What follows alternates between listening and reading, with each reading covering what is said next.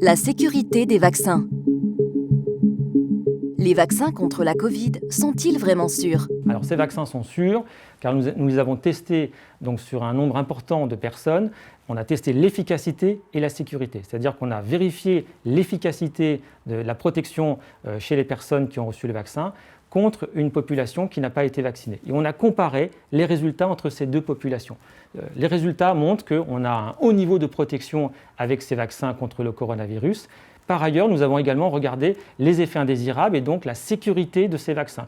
Il ressort qu'il y a peu d'effets indésirables qui ont été rapportés dans les essais cliniques, ce qui a permis de valider donc, la partie efficacité et sécurité. C'est ce qu'on appelle le rapport bénéfice-risque. C'est ce qui a permis l'autorisation de mise sur le marché de ces vaccins.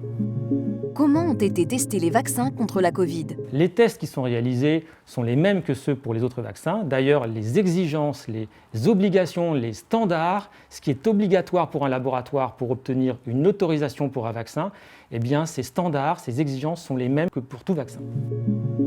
Comment ont-ils pu être développés en moins d'1 an? On a pu mettre à disposition très rapidement ces vaccins parce qu'on a utilisé une technologie qui était par ailleurs utilisée dans d'autres domaines thérapeutiques comme le cancer ou dans d'autres virus. Ce qui est important, c'est qu'on a utilisé cette technologie et on l'a adaptée pour le développement des coronavirus et développé donc ces premiers vaccins. L'autre point important, c'est qu'on a massivement investi dans le développement et la recherche. Les gouvernements ont soutenu la recherche et ont investi beaucoup d'argent pour accompagner les acteurs donc de la recherche sur ces nouveaux coronavirus. Par ailleurs, on a accéléré la recherche, mais on a également accéléré les procédures d'autorisation de mise sur le marché par les agences nationales. Qu'est-ce que ça veut dire? Ça veut dire que dans une situation classique, le laboratoire doit terminer toutes ses études avant de déposer son dossier d'AMM. Pour les coronavirus, on a demandé au laboratoire de déposer les données au fur et à mesure où elles étaient disponibles.